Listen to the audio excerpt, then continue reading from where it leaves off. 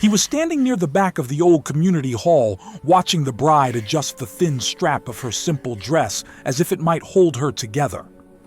The lights above flickered softly, humming like tired bees, and the scent of rain drifted in through the open doorway. She stood beside her mother, trembling just enough that anyone paying attention would have noticed. But most people weren't paying attention to her heart, only to the cost of her dress. A few guests hid their laughter behind raised glasses. Others whispered openly, pointing at the modest bouquet she held, its stems wrapped with a ribbon that had clearly been reused. Her little sister clung to her hand, small fingers curled tight as if she feared the world might pull her away. This is Stories That Heal the Heart, where we sit with the quiet truths of ordinary lives, where injustice cracks the surface and forgiveness lights a path through the shadows. Here, every story reminds us of what love sees long before the world does. If you've ever stood somewhere feeling out of place, or wished someone would look past what you lacked and see who you were, then stay with me. This story carries a truth that waited in silence for years. People thought they understood her. They thought her dress was too plain, her bouquet too small, her dreams too cheap. They didn't know the weight she carried for her family, or how many nights she had spent calming her sister's nightmares, or how many mornings she walked to work before sunrise to save every possible dollar. They didn't know the man she was marrying had watched all of that quietly, storing it in a place of honor no one else ever reached. What no one in that room knew, not even her, was that the groom had left behind something that would turn every whisper into silence, a truth hidden in ink and paper, waiting on the other side of a tragedy no one imagined. The hall was warm, but a draft slipped through each time the door opened. It carried the sound of distant traffic, a reminder that life outside kept moving no matter what happened inside.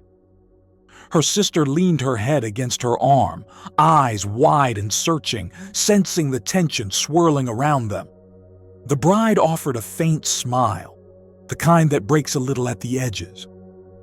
She smoothed her dress again, as though trying to erase the judgment stitched into every glance. Near the table where the gifts were placed, a forgotten candle flickered.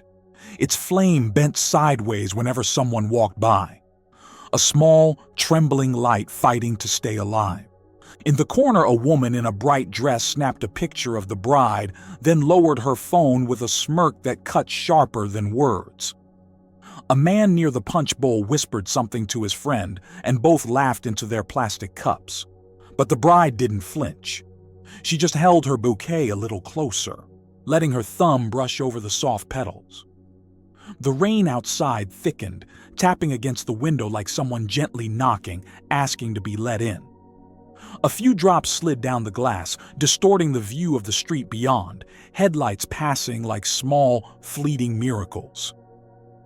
This is the story of a woman who was mocked for what she wore, dismissed for what she didn't have, and misunderstood for the quiet strength she carried.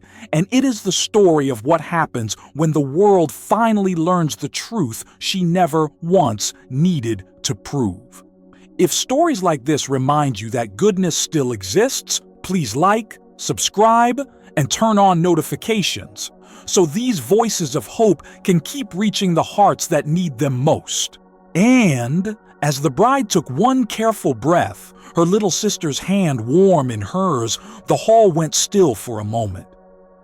As if it sensed that tonight, something long hidden was about to be revealed. He stood near the doorway as people shifted in their seats, adjusting jackets, smoothing dresses, pretending politeness while letting their eyes betray them. The community hall smelled faintly of old wood and warm bread from the kitchen next door, a scent that used to comfort her when she was a child. Now it mixed with cheap perfume and the sharp sting of silent judgment.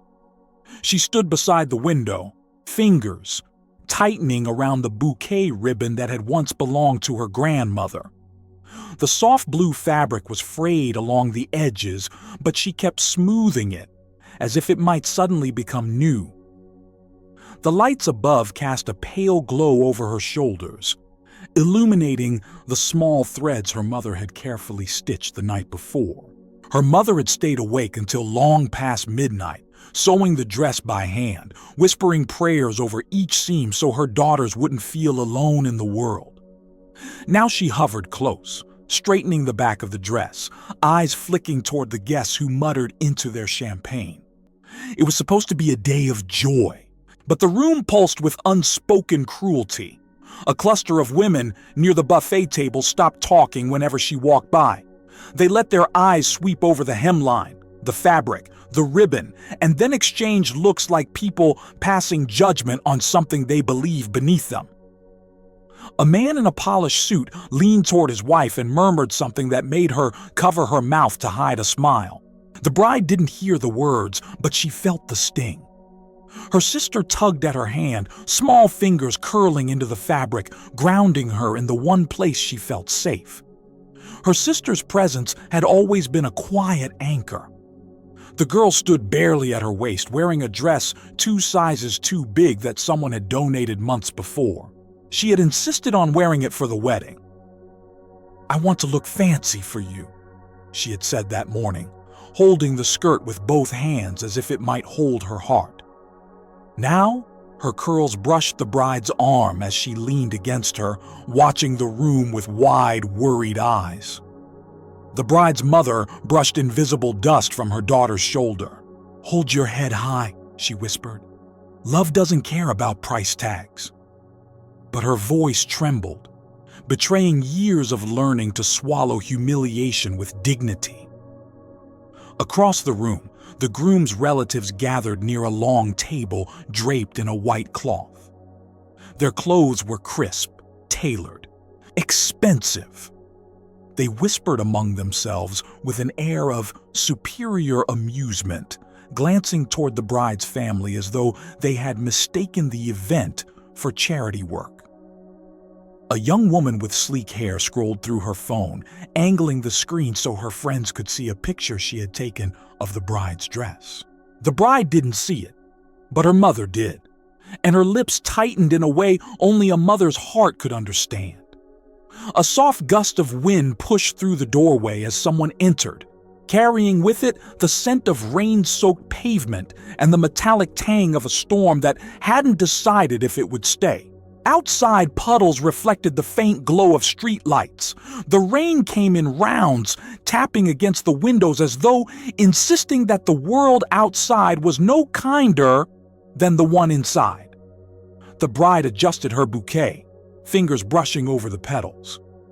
They were carnations, chosen not for beauty but for cost. She had considered lilies, roses, daisies, but the price of those could have bought groceries for the week. Her sister had helped her pick the carnations at the market that morning, handing them to the vendor with a seriousness too heavy for a child. "These look like hope," she had said. The bride had smiled at that, thinking her sister saw beauty where others saw lack. Now, holding them close, she wished everyone had her sister's eyes. A woman wearing a gold bracelet approached, her footsteps deliberate. She stopped in front of the bride, resting one manicured hand on her hip. "Sweetheart," she began, her voice dripping with false sympathy. "Is this really your dress? It seems unfinished." She paused, pretending to look concerned. "I suppose love is what truly matters, right?" She smiled without warmth and walked away before the bride could answer. The bride's mother inhaled sharply but said nothing. She simply placed her hand on her daughter's back and whispered, "Ignore it." The bride nodded, even though her chest tightened. Inside her, a small ache pulsed, like a bruise deep enough to touch bone. The groom's best man entered the hall, brushing rain from his sleeves. He scanned the room, then looked toward the bride. His expression softened for a moment before hardening again. He approached her with careful steps. "He's running late," he said quietly. "Traffic is bad. He'll be here soon." But something in his tone rippled with unease, like a chord played a little off-key. The bride nodded, forcing a fragile smile. She had always believed love arrived exactly when it was meant to. She had met the groom 2 years earlier when he came to the shop where she worked. He had bought a small bouquet of daisies, insisting the ones she picked were the most beautiful. She thought he said it to be kind. Later, she learned he truly meant it. He had returned the next day, then the next, always finding an excuse to stop by. Over time, he learned about her sister, her mother's health, her late father's debts, her long walks to work. He had listened without judgment. He had told her once, while fixing a crooked picture frame above the counter, "You make simple things feel sacred." She had laughed then, thinking it was a sweet exaggeration. But the way he looked at her made her heart quiet down in a way it never had before. Now she stood in the hall where their vows were supposed to echo, waiting for his arrival, while whispers spread like thin cracks along the walls. Near the dessert table, an elderly man stirred a cup of coffee. He observed the room with a knowing look, his gaze softening when it fell upon the bride. He lifted his cup to her in a silent salute, the way one soul acknowledges another, quietly enduring more than anyone realizes. No one else noticed him. He didn't need them to. At the far end of the room, her mother walked to the window and gently closed it as the wind intensified. The frame rattled for a moment, then settled, sealing in the warm, dim light and the faint sound of a radio playing old songs from the adjoining room. The melody drifted in and out, like a memory unsure whether to stay. A young child slipped away from her parents and approached the bride, holding a small paper flower she had folded. "It's for you," she whispered, "because you look like someone who smells like morning." Then she ran back to her parents before anyone could scold her. This moment settled over the bride like a warm blanket. She glanced at her mother, who blinked back tears. Still, the storm outside grew louder, the rain pressing against the windows as if urging the world to notice something had gone wrong. The groom should have arrived. The best man kept checking his phone, pacing in small circles. Each step added an invisible weight to the air. The bride held her sister a little closer, her free hand brushing the girl's curls. The child whispered, "He'll come. He promised." The bride nodded, though her heart felt suspended in a space between hope and fear. The petals of her bouquet trembled in her grip just as the candle near the gifts flickered again. Its flame leaned sideways, then straightened, then leaned again, like a heartbeat, losing rhythm. And then the hall door opened once more. But it wasn't him. It was the lawyer, carrying a thin briefcase and a face carved by sorrow. The lawyer wiped the rain from his glasses as he stepped inside, the droplets sliding off in thin, trembling lines. His coat clung to him, soaked through, and the air around him carried the cold of the storm outside. He paused just long enough to look at the bride, really look at her, with a heaviness that made the room tighten in silence. Conversations faltered. Whispered laughter died in half-curled smiles. Even the child who had given her the paper flower stopped mid-step, sensing something large and invisible pushing its way into the hall. Her mother drew closer, placing a protective hand at the small of her back. The bride felt her sister grip her fingers tighter, as if bracing herself against something she could not yet name. The lawyer's eyes softened when he noticed this, as though seeing a family weather too many storms already. He walked toward them slowly, each step echoing a faint, tired thud against the wooden floor. When he reached the bride, he cleared his throat, but his voice still cracked. I'm terribly sorry to come like this," he said quietly, "but I need to speak with you, privately, if possible." Murmurs rippled through the hall like wind stirring tall grass. The groom's relatives exchanged uneasy glances. A woman in a red shawl whispered something sharply to the man beside her. Someone near the punch bowl muttered, "This can't be good," and received a hushed, urgent shush. The bride swallowed, feeling a tremor rise from her stomach into her chest. "Is he okay?" she asked, her voice thin, barely audible. "Is he still coming?" The lawyer's jaw tightened, and he looked down at the briefcase in his hand as if it suddenly weighed 10 times more. "Can we speak in the side room?" he asked gently. But the bride stepped back, shaking her head. "Please," she said, "just tell me here." Her voice was polite but firm, the kind of firmness that comes from a life lived without the luxury of soft cushions to fall on. Her mother nodded in agreement, her spine straightening with the protective fierceness only mothers know.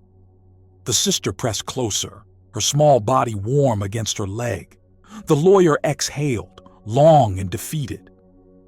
"There was an accident," he said.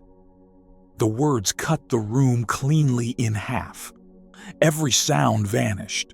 Even the rain seemed to hush. "He was on his way here," the lawyer continued. "A truck lost control on the turn near the bridge. His voice broke. He cleared his throat again. "He didn't survive." For a moment the world stopped breathing. The bride's face went blank as though her mind suddenly had nowhere to place the words. Her knees softened, but her mother's arm wrapped around her quickly, steadying her before she fell. The little sister held her hand with both of hers now, whispering, "No, no." He promised, over and over, like a small, desperate prayer. Someone near the back gasped loudly. A woman clapped a hand to her mouth. The groom's relatives exchanged sharp looks, a few of them sinking into chairs, their shoulders collapsing under the sudden weight of grief. Others glanced awkwardly toward the bride's family, unsure what to do with the shock that handsomely dressed cruelty rarely prepares anyone for. The best man stood frozen by the wall, his phone slipping slightly in his grip. He closed his eyes, jaw locked, as though the news had hit him like a physical blow. The lawyer waited, allowing the silence to settle, though his expression made it clear he wished he didn't have to be the one carrying it into the room. The bride tried to inhale, but the breath snagged in her throat. It came out broken, a sound not of wailing but of disbelief, the kind that shatters something deep inside, quietly and irreversibly. Her mother held her closer, pressing her cheek to her daughter's temple. "I'm here," she whispered. "I'm right here." Her voice trembled with grief of its own, but she forced stability into it, anchoring her daughter against the storm inside and out. The lawyer's eyes lowered to the child still clinging to her sister. "There's more," he said, his voice soft but impossible to avoid. "And it concerns you. All of you." He opened the briefcase and carefully pulled out a sealed envelope, thick with folded documents. Rainwater had dampened the edges, but the seal remained intact, his handwriting unmistakably familiar to the bride. "It's his will," the lawyer said quietly. "Updated just 2 weeks ago." This sent another ripple through the room, sharper, thinner, full of suspicion. One of the groom's aunts straightened in her chair. "A will?" she repeated, voice raised. "Updated recently? Why, he never mentioned—" But the lawyer raised a hand gently. "Let me finish." He looked at the bride again, and his voice softened as though speaking to someone who had already endured more than her fair share of cruelty. He left instructions, specific ones, and he asked that the reading happen today. The lawyer glanced around the room. "Here, with everyone present." A murmur swelled. Her sister's grip tightened until her knuckles went white. The bride wiped a tear with the back of her hand and nodded faintly, the gesture small but brave. The lawyer continued. He wanted the truth to be known. Then, lifting the envelope slightly toward her, he added, especially about you. The lawyer moved toward the center of the room, looking for a quiet surface to place the envelope. Someone pulled a chair aside. Someone else murmured, "Why here? Why now?" But he didn't answer. His face held the expression of a man following the last request of someone he admired. The bride and her family stayed close together, forming an instinctive circle of trembling hands and uneven breaths. Her sister clung to her dress, eyes wide and shining with fear. Her mother held her shoulders as though afraid she might vanish if she let go. The bride stood in the middle, still shaking, but something steady flickered behind her grief. A small ember of courage she didn't yet realize she had.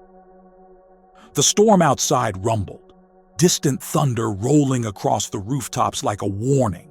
The old windows rattled. A few guests exchanged glances, uneasy, whispering theories that tried to fill the silence. The groom's relatives shifted in their seats, some anxious, others annoyed, their earlier smugness dissolving into raw uncertainty. The lawyer took a breath, then opened the envelope with slow, deliberate movements. He unfolded the first page, the paper thick, the ink dense, the handwriting unmistakably his. The lawyer's voice wavered for a moment before he found steadiness. "This is his final letter," he said, addressed to all present. People leaned closer, caught between dread and curiosity. He began reading. "To those gathered today, if you are hearing this, it means I didn't make it to the place where I hoped my life would begin again." A few gasps broke the air. Someone sobbed quietly. The bride pressed a trembling hand to her mouth as her mother pulled her into a protective embrace. The lawyer continued. "I know some of you doubted her. Some of you judged her. Some of you believed she was unworthy of me. You never said it to my face, but I heard what you said behind her back. I saw the looks. I recognized the subtle cruelty that hides behind polite smiles, but I loved her anyway, not despite her simplicity, but because of her goodness." Whispers rippled across the hall. The bride's sister looked up at her, hopeful, as if hearing truth she'd always known but never heard aloud. The lawyer steadied the page. "She comes from struggle. She comes from sacrifice. She comes from the kind of dignity money can't imitate. She has cared for her mother, raised her sister, worked long hours without complaints, stitched her dreams together with quiet hands and unwavering heart. And not a single one of you has any idea the battles she has fought." Some of the groom's relatives shifted uncomfortably, their eyes dropping toward their expensive shoes.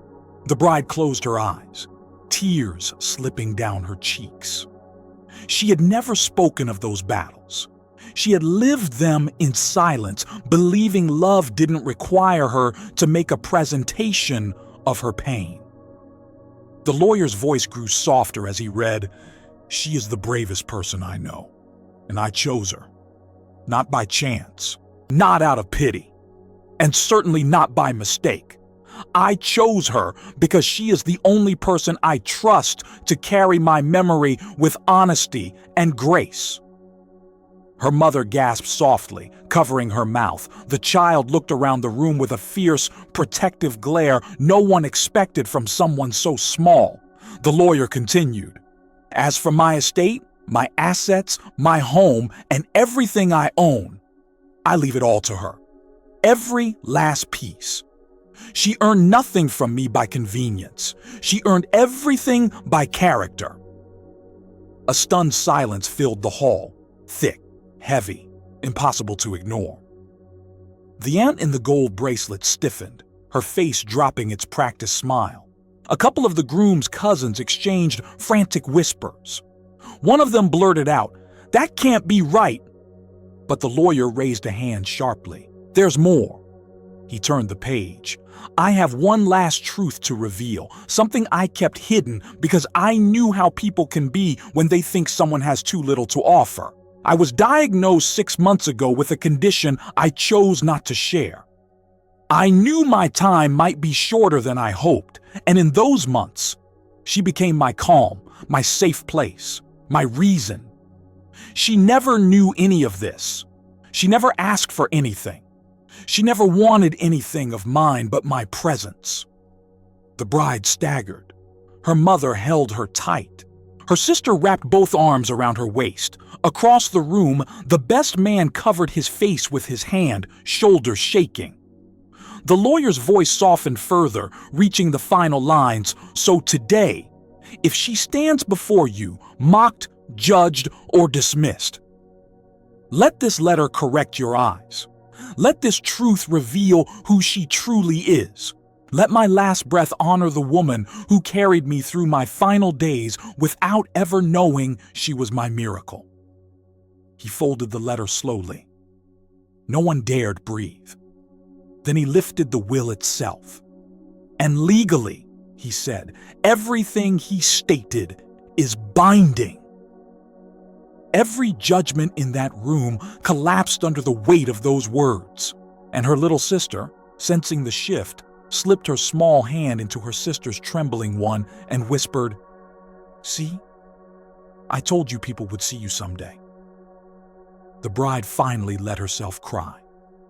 Not from humiliation now, but from a truth too heavy, too beautiful, too long buried to hold alone. The hall felt different now, as if the very walls had heard the truth and were holding their breath. Rain streaked down the windows in long, trembling lines, blurring the streetlights outside. The storm had quieted just enough that the soft drumming of drops on the roof sounded almost like a heartbeat, calming after a long, frantic run. But inside, nothing was calm.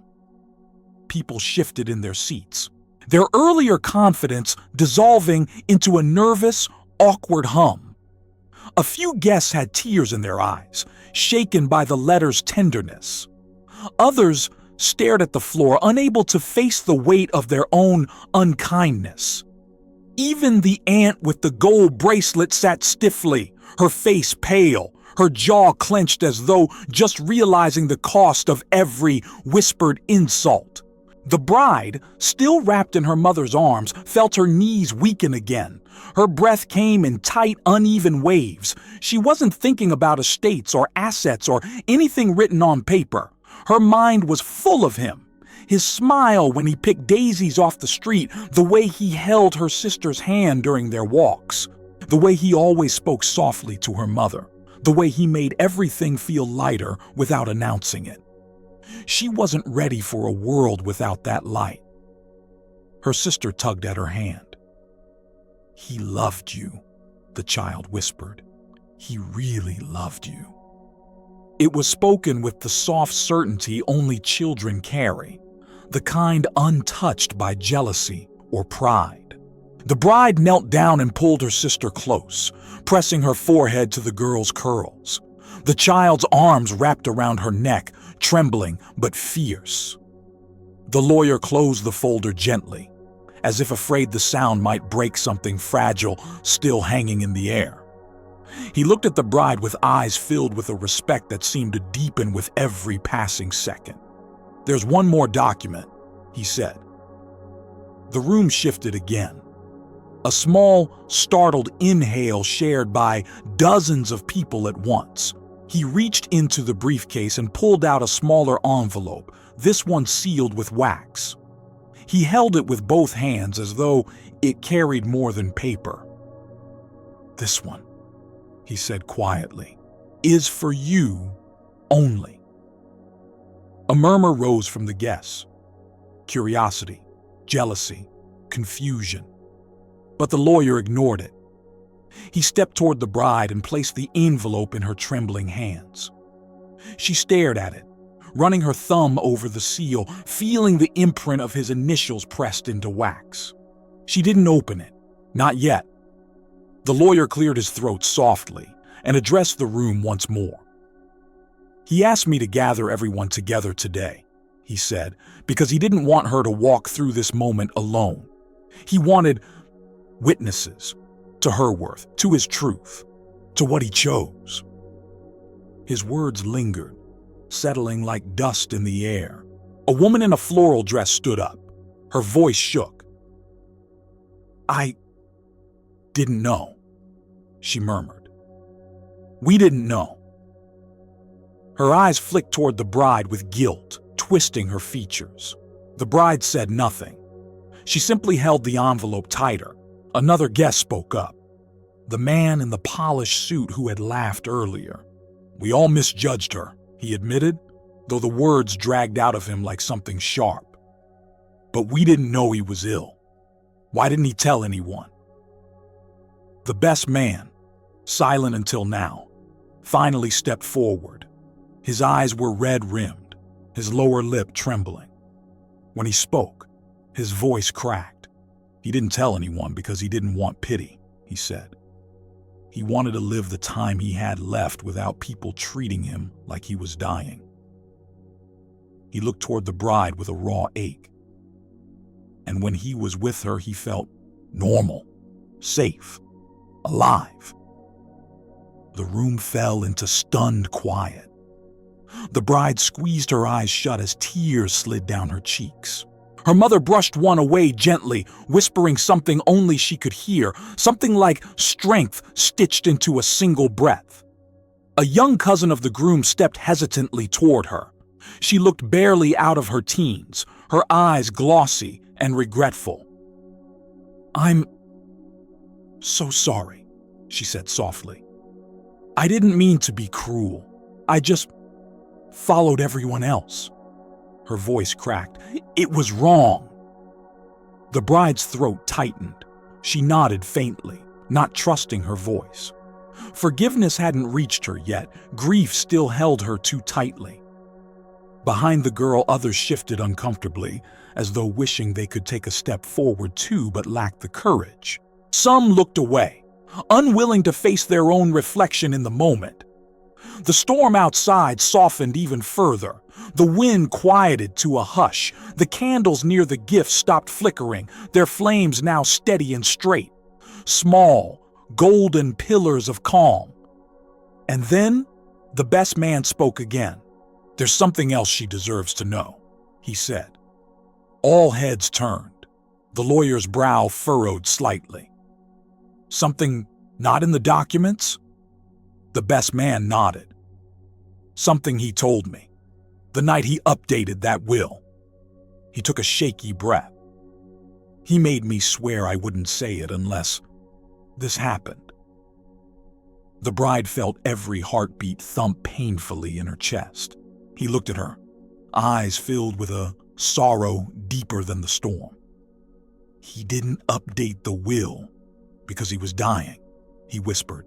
"He updated it because he was finally ready to ask you something." The bride froze, her breath trapped in her throat.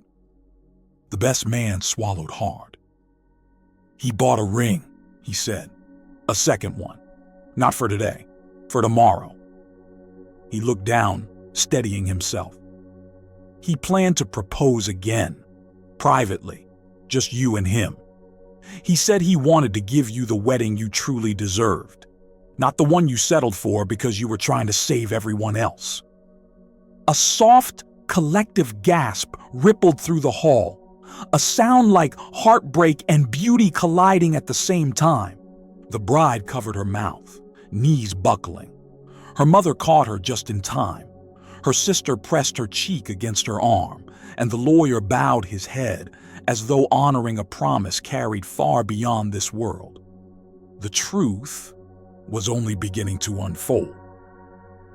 The bride sank slowly into the nearest chair, her body trembling, as if the truth itself were too heavy to hold standing. Her mother knelt beside her, one hand on her back, grounding her the way she had done since the girl was small enough to fit in her arms. Her sister climbed onto her lap without asking, wrapping both tiny arms around her neck. The bride held her close, breathing in the familiar scent of soap and childhood, the one steady thing in a world suddenly reshaped.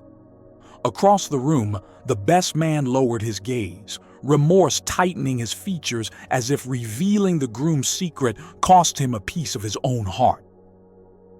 The lawyer closed the folder with quiet reverence, stepping aside to give space to a grief that didn't need an audience, only air. For a few moments, nobody spoke. Not because they respected her silence, but because they didn't know how to step into a moment so sacred it felt like entering a church barefoot. Then the storm outside eased into a whisper. The rain slowed, its rhythm softening against the roof until the sound felt almost like a blessing. Light from the street lamps filtered through the wet windows, casting golden halos along the hall's wooden floor. A woman in a patterned dress took a step forward, hesitated, then said gently, "He talked about you sometimes, in ways I didn't understand back then." Her voice quivered with humility. "He said you made everything feel lighter. I never knew what he meant until now." The bride lifted her head slightly, eyes still brimming. She didn't speak. She just listened, as though hearing the world finally approach her with the softness it had always denied. Another voice followed, this one deeper, belonging to one of the groom's uncles. "I misjudged you," he admitted, swallowing hard. "We all did. We saw what you didn't have, not who you were." He paused. "That was our poverty, not yours."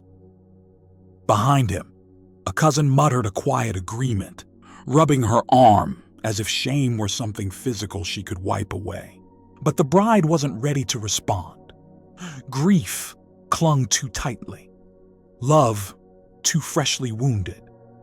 The truth had come like a wave, cleansing, yes, but powerful enough to knock the breath out of her. Her sister shifted slightly on her lap and whispered, "Do you want me to hold your hand?" The bride nodded, managing a small, trembling smile. The child slipped her small fingers into hers, and the warmth of that touch steadied her in a way nothing else could. The lawyer stepped closer, speaking gently. "He loved you," he said, not quietly, not half-heartedly, not in fear. "He loved you with intention, with clarity." He paused. "And he trusted you with his entire life." The bride closed her eyes, letting the words settle into the tender places inside her. The places that had learned to live with less, to expect judgment instead of kindness. She had lived so long in the shadows of survival that hearing the truth spoken aloud felt like someone opening a window she didn't know was locked. Just then, the best man approached. He kept a respectful distance, his hands trembling at his sides. "There's something else," he said quietly. "Something he told me, the night before the last doctor's appointment." The bride's heart thudded painfully, but she nodded for him to continue. "He said he wanted to grow old with you," the best man whispered. "He said he didn't want to be remembered for the money he had or the family name he carried.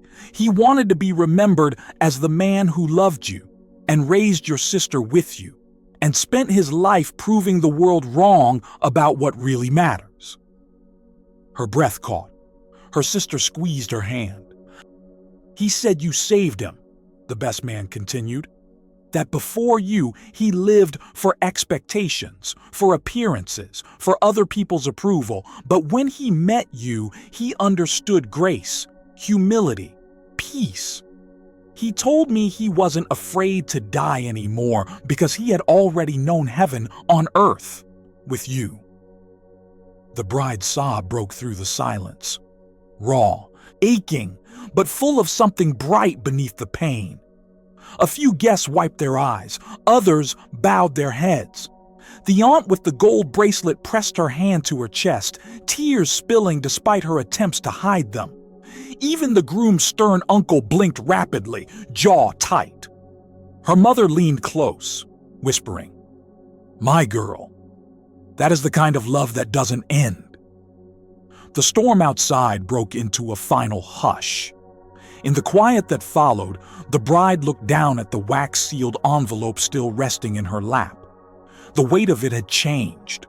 Not heavier, but fuller. Inside it was something only he had wanted her to read. His last words meant for her alone. Her hands trembled as she traced the seal with her thumb. Her sister looked up at her. "You can open it when you're ready," she whispered with the wisdom of someone far older than her years. The bride nodded. Not yet, but soon.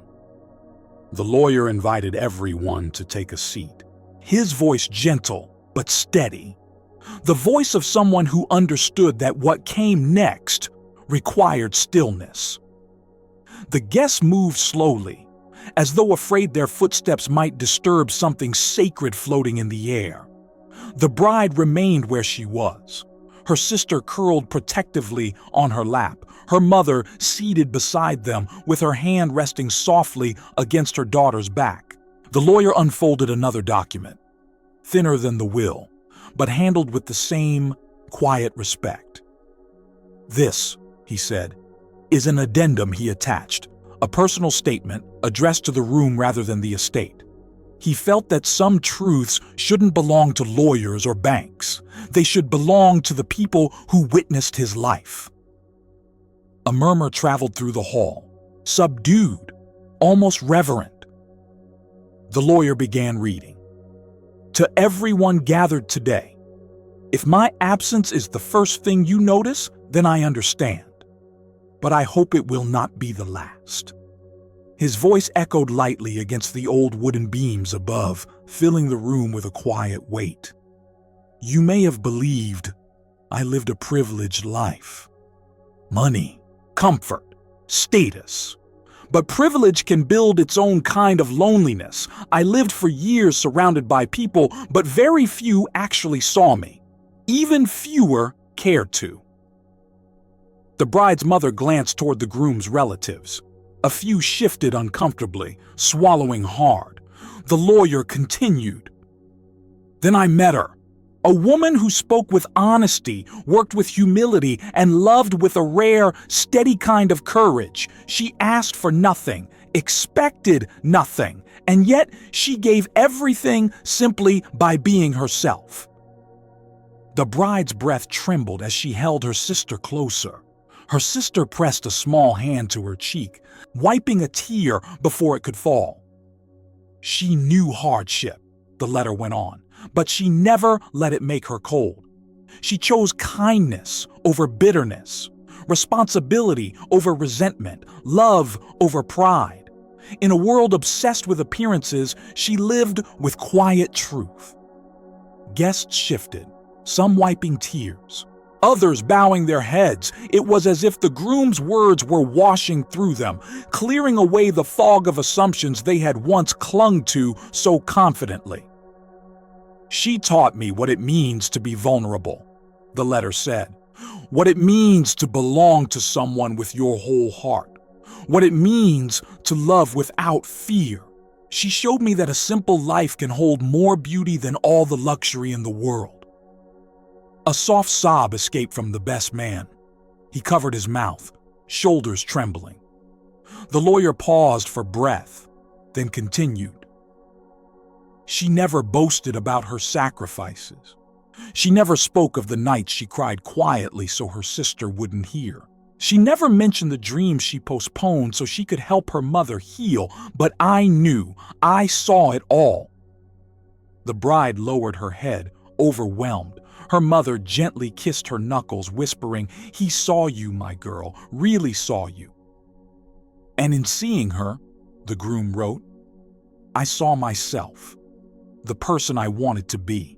Not the man shaped by family expectations or the weight of legacy, but the man shaped by love." The guests sat in silence. Even the woman in the gold bracelet who had mocked the bride earlier wiped her eyes with trembling fingers. "Some of you judged her," the letter said plainly. "Some of you dismissed her as unworthy. But I ask, who among us is truly worthy of love? Who among us has not been carried by someone else's grace? Who among us has not needed forgiveness at least once? The question hung in the air like a lantern, illuminating places many wished to keep dark. If anyone gathered here today regrets their actions, the letter continued, know that my last wish is simple. Let kindness shape what you do next. The bride inhaled sharply, her chest tightening. The lawyer went on, and if you wish to honor me, truly honor me, then honor her, not with money, not with apologies, but with the respect she always deserved. Silence settled deeper than before, softer than before. The lawyer reached the final lines. I loved her. I loved her mother. I loved her sister. They were my family long before any papers said so, and wherever I am now, I will carry them with me, just as I hope they carry me, not in sorrow, but in the gentle way they carried hope through the hardest days. The lawyer lowered the letter slowly. A woman near the back of the room whispered, he loved them more than he ever loved us. Her voice wasn't bitter. It was hollow, stunned. A few guests nodded silently, accepting the truth with humility they had not shown before. Then the best man spoke again, his voice soft but sure.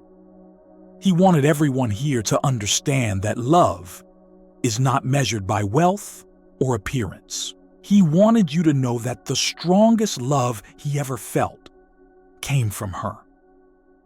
The bride felt her sister slip a hand into hers, squeezing with quiet certainty.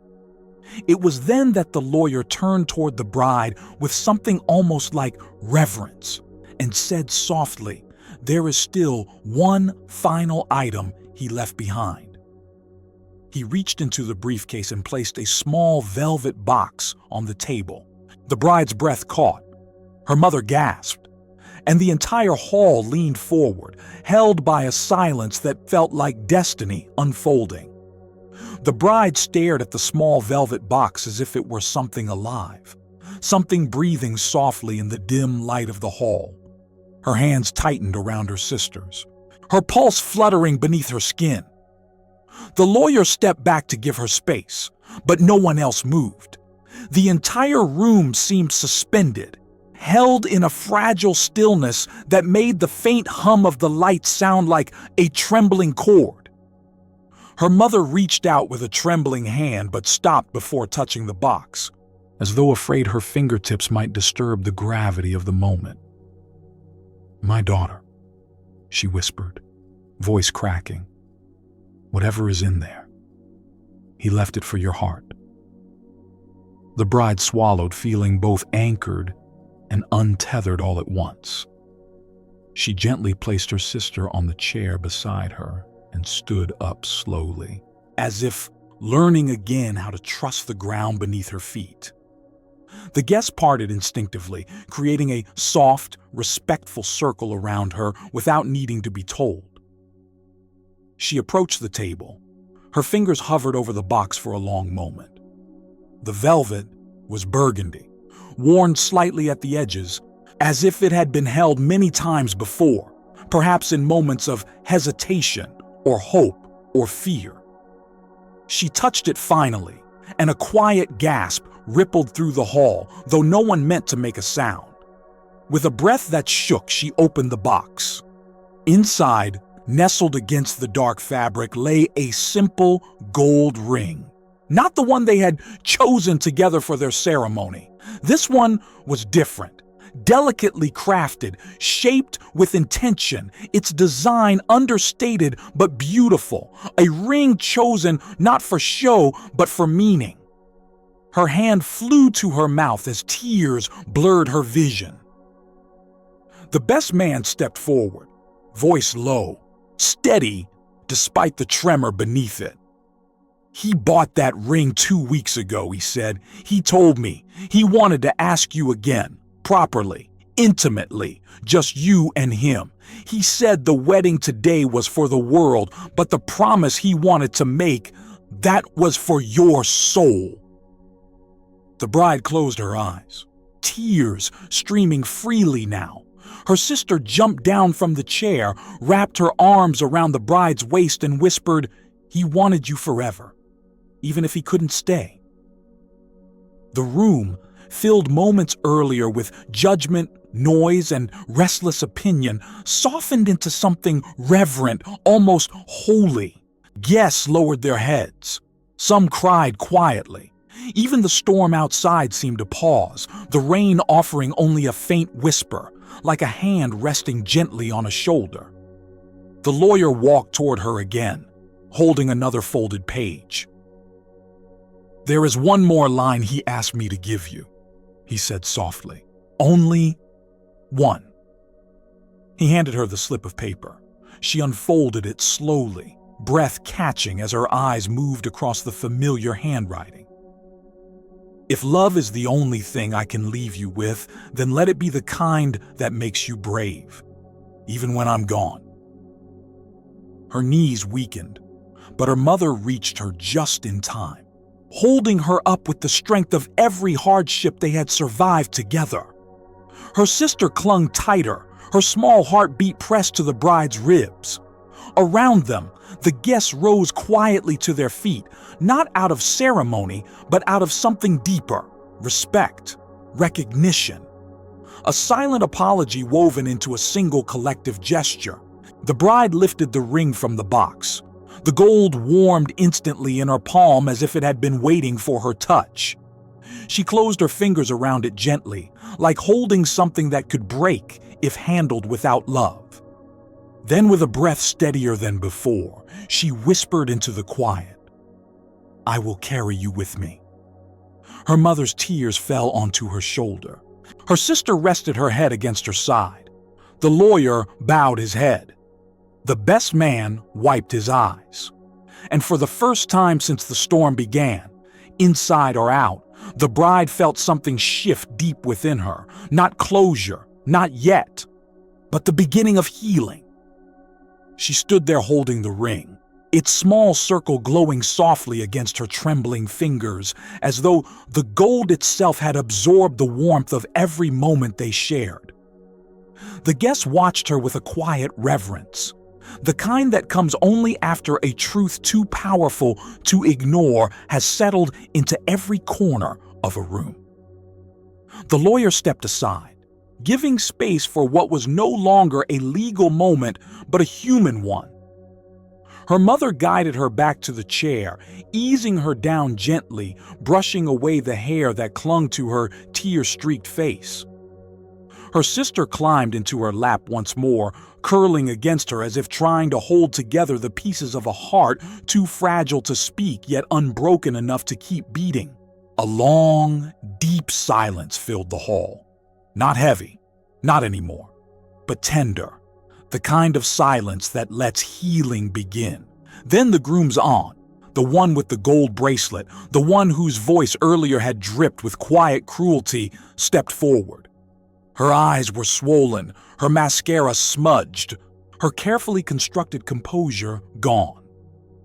"I owe you an apology," she whispered. Her voice cracked on the last word. "We all do." The bride didn't look up. Her thumb traced the ring over and over in her palm. The aunt continued, her voice trembling. "I judged you by what you wore, by what you didn't have. And now I see he had everything because he had you." She swallowed hard. "I'm sorry." A quiet murmur of agreement rose behind her. Guests who had laughed earlier now stood with their heads bowed, as though the weight of their own behavior pressed down on them with more force than grief itself. One of the groom's cousins stepped forward next, tears running freely. "He talked about you," she said, "more than we understood.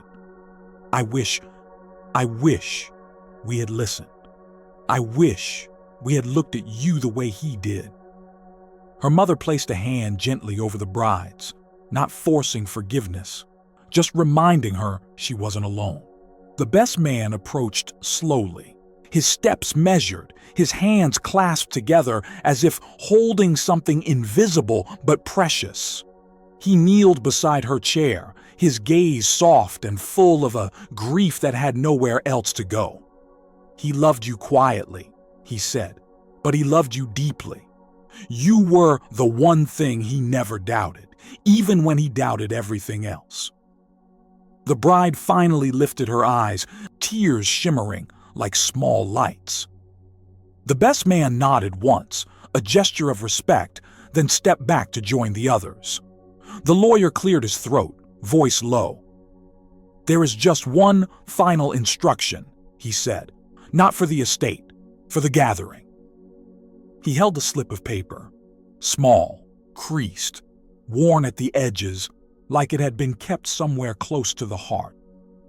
The lawyer unfolded it and read, "Please stay with her for a moment, not because she needs your pity, but because she deserves your presence. Be the kindness the world didn't give her soon enough." A soft sigh rippled across the room, a collective exhale, like a long-held breath, finally released. People stepped closer, not crowding, but forming a circle of warmth around the bride and her family.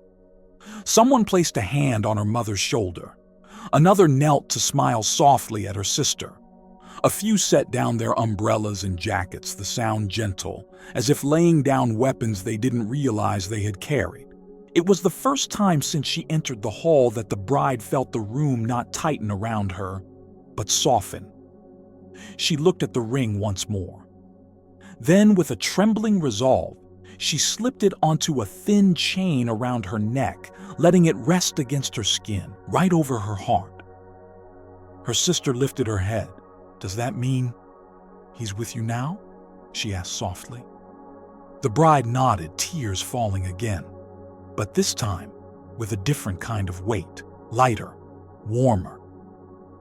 "He is," she whispered, "in every step I take." The guests collectively lowered their eyes, witnessing a moment too sacred for applause, too honest for words. Outside, the storm finally broke open to quiet, not ending, transforming. The rain slowed to a mist, as though the sky itself were offering a gentle benediction. And inside that old hall, among the candles, the softened faces, the broken hearts slowly stitching themselves back together, the bride realized something she had never expected to feel on this day. She was seen, she was valued, and she was no longer alone. The hall had quieted into that tender kind of silence where every breath feels intentional, every heartbeat sounds like part of a shared rhythm. The bride sat with her sister on her lap and the ring resting warm against her chest, held by the thin chain now glowing faintly against her skin. Her mother stayed close, her presence steady. The quiet strength of a woman who had weathered storms without ever expecting a calm day in return. The lawyer stepped back as the guests remained gathered in a soft circle around them. No one seemed eager to leave. No one pretended to check their phone or glance at a watch. The petty urgency that had filled the room earlier had vanished, replaced by something fragile and luminous. A recognition of the truth that had reshaped every person present. A gentle breeze slipped through the cracks of the old windows, carrying the fading scent of rain and something unexpectedly sweet, like wet earth meeting the first touch of sunlight. The candles flickered, not with fear now, but with a soft steadiness, their flames reflecting in the puddles outside as if the world itself were holding up small lights in tribute. Her sister shifted, lifting her head from the bride's shoulder. "Can we go home soon?" she asked softly, not out of impatience, out of that intuitive tenderness children have for wounded places. The bride stroked her hair. "Soon," she whispered, "but not yet." She looked around the hall, at the faces that had mocked her, judged her, doubted her worth. and saw something she never thought she would: humility, regret, humanity. It didn't erase the hurt, but it softened the sharpest edges. The groom's younger cousin stepped forward, holding a folded cloth. "These belong to him," she said gently. "He asked me to give them to you today." Her hands trembled as she offered the cloth. The bride unfolded it and found a handkerchief embroidered with small initials, his handwriting delicately stitched by someone decades ago. And beside it, a photograph worn at the edges, the two of them laughing near the riverbank last summer, sunlight catching the water behind them like scattered stars. Tears blurred the picture, but she didn't look away. She held it against her heart, right beside the ring. Her mother brushed her thumb over the bride's hand, whispering, "Love like that. It never really leaves." Then the lawyer cleared his throat softly, not to interrupt, but to honor the moment with the gentleness it required. He wrote one last request, he said, not to be read aloud, only to be fulfilled. The bride lifted her eyes, waiting. "He asked," the lawyer continued, "that after the reading, someone walk her outside. Not because she needs help, but because he wanted her to step into the world with dignity, not grief." He paused. "And he asks that it be someone she trusts." The bride's hands tightened around the photograph. Her sister slid off her lap and reached up boldly, taking her hand. "I can do it," the little girl said softly. It was so unexpected, so pure, so honest, that a ripple of emotion swept through the room. A few guests cried again. Her mother pressed a hand to her heart. Even the lawyer blinked rapidly, steadying himself. The bride managed a small, broken smile. "Yes," she whispered. "Yes, you can." She rose to her feet slowly, guided by her sister's tiny hand, her mother at her side, the ring warm against her chest, the photograph held gently in her free hand. Her legs still trembled, but something inside her had begun to strengthen, like the first green shoot pushing through the soil after a long winter. The guests stepped back, forming a gentle aisle toward the open doors of the hall. No murmurs now, no stares, just silence. The respectful kind, the kind that makes space for pain and reverence and the first breath of healing.